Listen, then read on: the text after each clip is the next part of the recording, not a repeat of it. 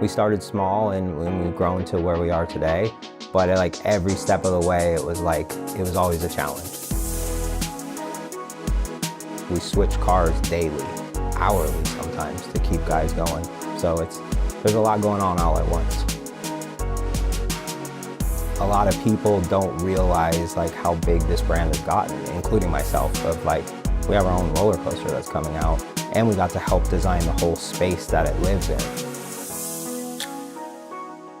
What people don't really see is, and when you go in the back of the shop you'll see as well, is there's just a ton of stuff going on all the time.